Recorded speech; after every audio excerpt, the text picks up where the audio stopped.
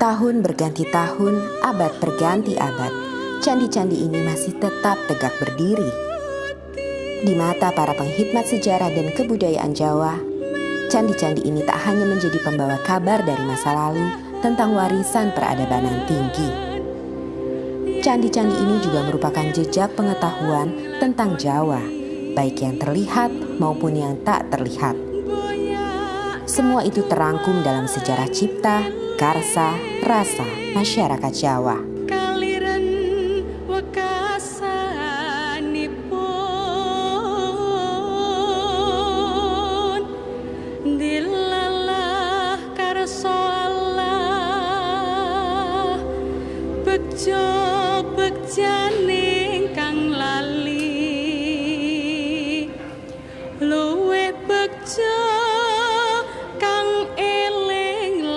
Segenap pencapaian kebudayaan dan kesusastraan Jawa tidak diraih begitu saja dalam waktu yang singkat.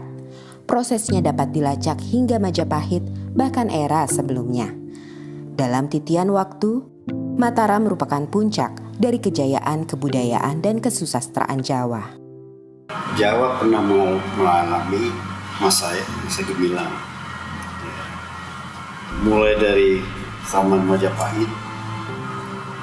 Nah, itu kemudian ada krisis dan kemudian akhirnya berdiri Mataram. Nah, sejak itu Mataram lebih melihat ke dalam. Nah, waktu itulah mulai sebenarnya dugaan saya dan pikiran saya proses pemurnian peningkatan untuk kebudayaan Jawa. Nah, itulah apa yang dikatakan mulai periode yang disebut oleh orang asing the Byzantine period of the Japanese history. Jadi zaman Bizantium dari sejarah Jawa, ketika Jawa lebih sibuk memperhalus kebudayaannya. Nah, sejak itulah baru mulai sebenarnya bahasa Jawa bertingkat-tingkat itu. Dulu bahasa Jawa satu saja. Penghalusan kebudayaan pada zaman Mataram berdampak pula pada aspek ekonomi. Orang-orang Jawa yang sebelumnya banyak menjadi nelayan dan pedagang, kini beralih menjadi petani. Disinilah dimulai era Jawa yang agraris. Salah satu indikator perubahan zaman itu nampak pada Pranoto Mongso. Bentuk formal penanggalan Jawa ini mulai diperkenalkan sejak akhir abad ke-17. Kalender ini merupakan panduan bagi para petani dalam mengerjakan sesuatu agar tak mengalami kerugian. Dari sinilah waktu waluku atau membajak sawah ditentukan. Akan tetapi, penanda bagi para petani dalam Pranoto Mongso tidak sepenuhnya dapat berjalan ketika diberlakukannya kultur stelsel atau tanam paksa yang sangat menyengsarakan petani karena sistem pemerintahan kolonial yang sangat buruk. Pemerintah kolonial menekan petani dengan memaksa menanam hasil komoditas yang seluruhnya harus disetorkan kepada pemerintah. Ditambah dengan para pejabat lokal yang haus akan harta dengan menjilat penguasa, menyebabkan rakyat miskin menderita kelaparan yang menjurus pada meningkatnya angka kematian. Setelah Mataram pecah dari Surakarta dan Jogja, dan Surakarta malah pecah dengan Mangkunegara, dan kemudian 19 terakhir Jogja juga dipotong dengan Paku Alaman ya. Itu Jawa mungkin lihat ke dalam. Dan lagi juga Jawa yang berkeliaran sudah tidak ada lagi. Dulu waktu perang Diponegoro itu sebagian besar mungkin Diponegoro itu orang berkeliaran keliling itu. Ikut. Kemudian setelah Belanda berkuasa, Jawa itu kan dikenakan kultur stelsel harus menetap. Memang pada pertengahan abad ke-19 terjadi perang yang begitu banyak ya, tidak hanya di Jawa, di Sumatera Barat ada perang Patri, di Jawa Tengah, di Jawa lah itu ada perang Diponegoro, dan juga ada gejolak yang luar biasa di Belanda juga ya, di dalam negeri, sehingga hal tersebut ternyata menguras habis kekuatan ekonomi pemerintah Belanda itu. Nah, untuk mengatasi itu semua, Belanda mempunyai satu program yaitu Kulturstelsel, yaitu sebetulnya semacam peraturan di bidang pertanian ya, dan kemudian bisa kita dipahami oleh beberapa ahli sebagai istilah tanam paksa. Memang Kulturstelsel itu diperuntukkan untuk mengembalikan kekuatan ekonomi Belanda yang pada saat Hindia Belanda yang pada saat itu memang betul-betul bangkrut mereka oleh karena kebutuhan-kebutuhan untuk mencukupi biaya perang mereka. Selama abad 19 di Jawa itu banyak sekali pemberontakan. Tidak hanya di Ponorogo, juga itu sudah perang itu. Ini pemberontakan desa. Itu sebagian besar dipimpin oleh para ulama desa. Jadi yang kira tidak hanya di Ponorogo itu perang besar, tapi sesudah itu masih hampir tiap tahun sampai akhir abad 19, sampai tahun 1900 masih ada satu di sana berontak-berontak itu. Nah, untuk mengatasi itu, untuk mengatasi adanya konflik-konflik dan memperkecil adanya perang terbuka antara pemerintah kolonial Belanda dengan para pribumi Jawa, maka dibentuklah satu lembaga yang dinamakan Het Instituut voor de Javaanse-taal itu, sebagai lembaga yang bertujuan untuk mengurangi konflik. Yang kedua, memberikan bekal kepada para administrasi pada pegawai Belanda yang bekerja di Jawa. Nah, pemahaman dengan terhadap kebudayaan lokal yang baik itu diharapkan mampu mengurangi konflik. Itu sebenarnya tujuan awal daripada lembaga itu. Het Instituut voor de Javaanse-taal te Surakarta yang didirikan di Surakarta pada 1832 oleh Johan Frederik Carl Greica adalah sebuah lembaga kebudayaan yang mempelajari sastra dan kebudayaan Jawa. Disinilah Javanologi untuk pertama kali muncul. Secara terminologis, Javanologi itu kan disusun dari dua kata. Java merujuk di situ batasan budaya, juga bukan batasan administratif ya, tapi batas budaya, dan logos itu pengetahuan. Jadi Javanologi adalah set pengetahuan dan keterampilan tentang kebudayaan Jawa. Itu arti Javanologi. Di dalam Het Instituut voor de Javaanse-taal itu bidang-bidang yang dipelajari di sana adalah bidang sastra, bidang bahasa, bidang kebudayaan, wayang, bahkan wajib itu mengetahui, yang notabene semua itu menjadi butir-butir yang paling menonjol dalam kebudayaan Jawa, falsafah Jawa. Dia harus tahu. Mempelajari bahasa, entah kaitannya dengan pemerintahan ataupun juga dengan nanti kaitannya dengan sastra, tapi mempelajari bahasa daerah kalah jajan itu sangat penting. Karena itulah pemerintah Belanda juga mendirikan semacam lembaga pendidikan bagi para pegawai untuk mempelajari bahasa. Nah, itu kenapa dilakukan? Di antaranya adalah bahwa apabila bahasa itu dikuasai, otomatis nanti karya-karya sastra ataupun buah-buah pikiran yang ditulis oleh orang jajan itu diketahui, maka akan mudah untuk menguasai daerah jajahan. Jadi ada maksud seperti itu.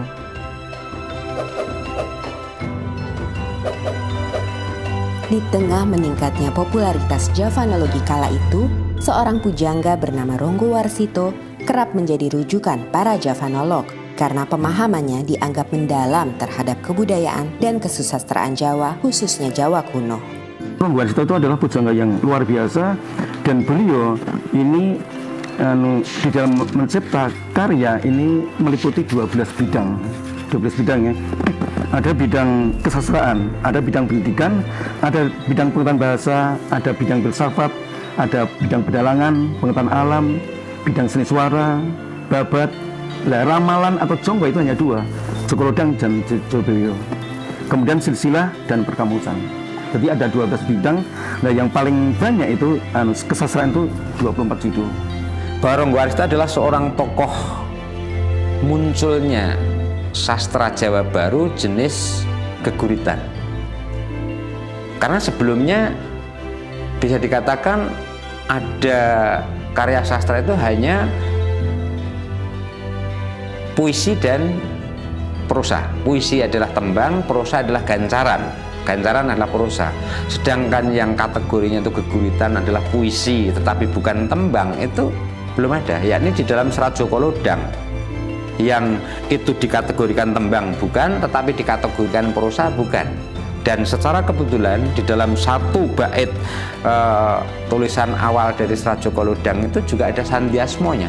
Kalau dibaca dari atas ke bawah, suku kata yang pertama akan berbunyi Ronggo Warsito Boso Kadaton, sedangkan yang suku kata terakhir setiap baris bila dibaca dari atas ke bawah akan berbunyi Boso Kadaton Ronggo Warsito. Memahami Jawa kuno memiliki arti penting bagi Javanolog. Dengan memahaminya, maka akan mendatangkan keuntungan, ketenaran, dan kehormatan. Namun, tidak demikian bagi pujangga seperti Ronggo Warsito yang hampir tidak mendapatkan apapun sebagai informan bagi Javanolog atau pemerintah kolonial. Zaman dulu kan segalanya kan sensitif ya, apa-apa saja mungkin bisa dilaporkan ke Belanda, sehingga kan Belanda kan sangat berkuasa atas Sunan, dan Sunan mungkin juga agak pikir-pikir kalau ada warganya atau penggawa keraton itu yang menentang pada Belanda. Makanya ya salah satu cara di dalam mengungkapkan hal seperti itu dengan cara simbolis. Kalau terang-terangan jelas nggak mungkin seperti ini. Dia menulis tentang misalkan saja di dalam Serat Kolotido misalkan saja. Isi awalnya memang hanya berlaku, dia mengkritisi keadaan kondisi kerajaan. Mangkya derajating praja kawuryan wasunyaruri, rurah pangrahing ukara karana tanpa palupi. Hatilar silastuti sujana sarjana kelu kalulun kala tidha. Tidem tandaning dumadi hardayeng rat tining karoban rubedo. Ini adalah sebetulnya awal dari si Ronggo Warsito, jelas mengkritisi kondisi kerajaan saat itu. Punya raja, rajanya itu juga sekti, rajanya juga punya kewibawaan, pegawai-pegawainya baik. Tetapi kondisi saat itu tidak menyelesaikan masalah, huru-hara dan sebagainya. Sebagai pujangga Keraton Surakarta, Ronggo Warsito memelihara hubungan baik dengan para Javanolog. Salah satunya adalah Carl Friedrich Winter. Sebegitu datang di Jawa ini dan ketemu si Ronggo Warsito, ternyata dia adalah seorang sastrawan, dia seorang yang cinta atas budaya Jawa, dalam hal ini sastra.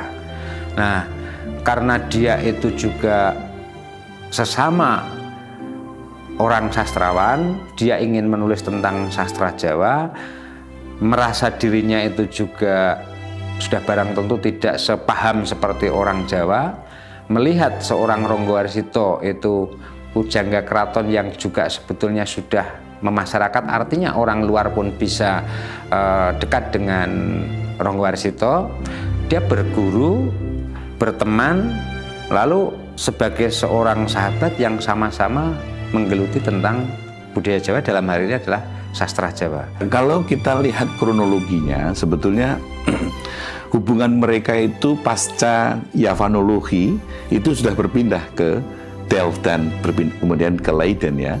Jadi sebetulnya itu keterkaitan mereka itu sebenarnya tidak secara lembaga. Gitu, tidak semua bahwa C.F. Winter memiliki keterkaitan dengan Java Institute, Institute for the Javan Study, iya, gitu. Tetapi untuk di Jawa ini memang mereka memang bekerja sama dan membuat satu kesepakatan bekerja untuk menghasilkan beberapa karya sastra.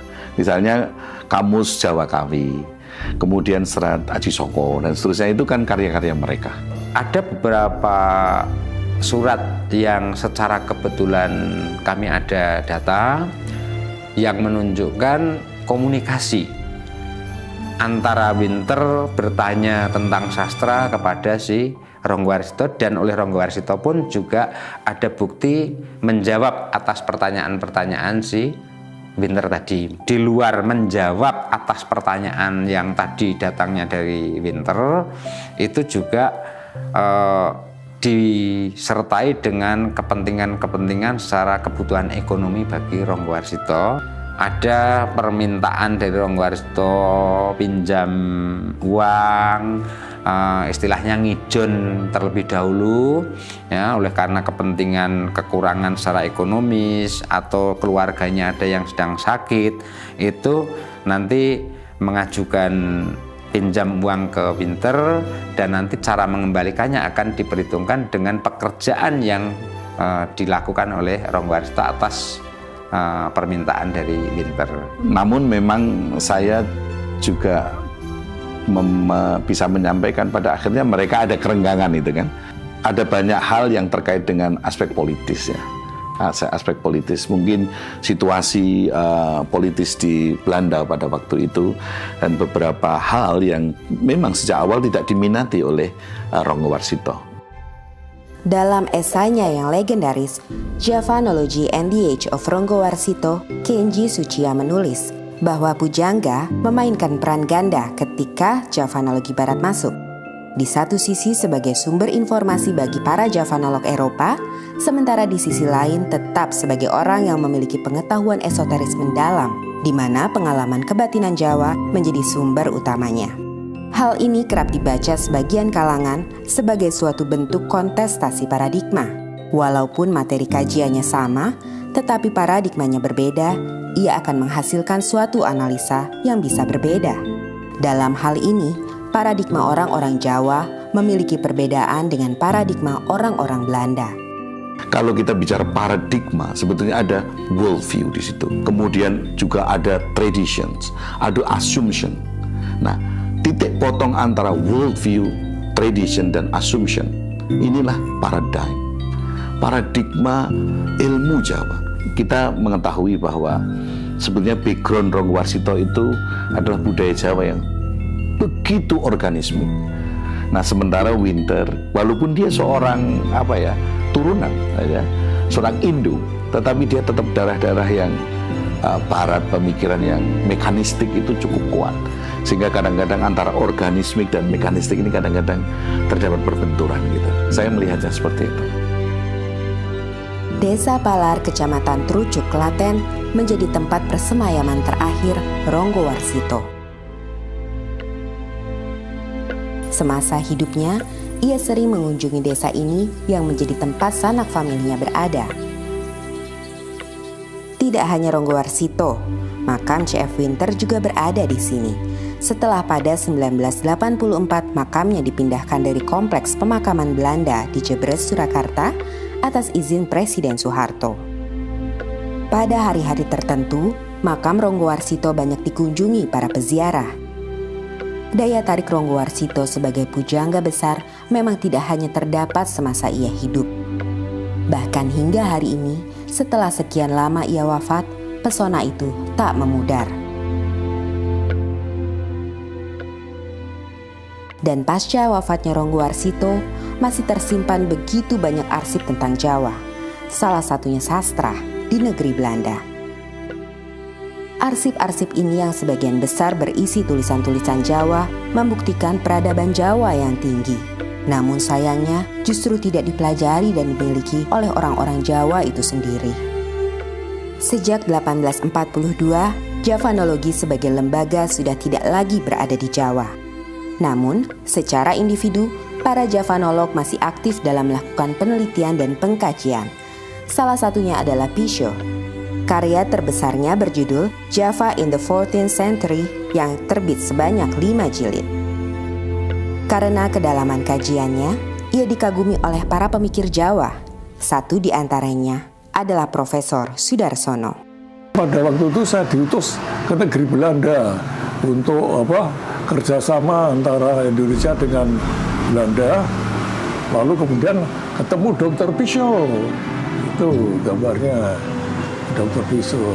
Lalu kemudian, wah, saya senang sekali saya mendengar saudara Sudarsono menggantikan saya. Wah, saya juga bangga sekali dianggap menggantikan dia. Karena Dr. Pisho itu luar biasa pinternya. nulis kamus bahasa Jawa, orang Belanda. Lalu menulis kebudayaan rakyat, lalu menulis, pokoknya banyak sekali tulisannya. Ya, lalu saya pulang, wah rasanya lega sekali bisa ketemu orang yang paling saya kagumi itu, Dr. Pisho itu. Tahun 2011, di Universitas Negeri 11 Maret Surakarta, berdiri pula Institut Javanologi yang berada di bawah naungan Lembaga Penelitian dan Pengabdian Masyarakat. Institut Javanologi ini bergerak di bidang kajian budaya, bahasa, dan sastra Jawa. Akan tetapi, walaupun bernama Javanologi, namun orientasinya sangat berbeda dengan Javanologi yang dibuat di Belanda dan di Yogyakarta. Pada era Belanda, tujuannya sudah saya sampaikan tadi adalah memberikan bekal pengetahuan kepada para pegawai-pegawai Belanda, orang-orang Eropa untuk masuk ke Jawa. Nah, tetapi pada masa kemerdekaan, pasca kemerdekaan, Javanologi memang untuk menghimpun ilmu-ilmu local wisdom, ya, yang begitu banyak tersebar dan tercerai, itu mau dihimpun. Nah, sekarang di era kami itu Institut Javanologi tidak hanya menghimpun, yang sudah dihimpun itu dicoba untuk ada hilirisasi temuan-temuan pada saat itu. Misalnya begini, di dalam Centini bab 3 itu disebutkan bahwa seorang tokoh di situ dia menderita penyakit kelamin yang sudah tidak bisa disembuhkan, dan pada saat itu muncul tokoh lain, tokoh yang memberi obat. Kalau kamu pengen sembuh, maka kamu harus menyenggamai sapi betina yang sedang hamil. Kami yang membaca itu tentu tidak akan menyarankan seorang untuk itu kan. Nah, kita melihat sebenarnya ada apa di dalam sapi muda yang sedang hamil itu. Kami sudah mencoba membuat satu seminar dengan asosiasi dokter-dokter seksologi, dan mencoba untuk siapa tahu ini menjadi satu solusi penyakit-penyakit yang sekarang ini, AIDS misalnya. Jadi ini era kami ini sekarang adalah mencoba untuk membuat pembuktian, research dari beberapa temuan yang sudah dihasilkan pada saat itu. Javanologi yang dibuat di Belanda hingga didirikan oleh Universitas Negeri 11 Maret Surakarta hari ini memiliki peranannya masing-masing yang tidak bisa begitu saja diabaikan. Javanologi telah menghidupkan semangat masyarakat Jawa untuk ikut ambil bagian dalam membuat dunia yang lebih baik. Pemahaman antara ilmu dan ngilmu itu memang berbeda.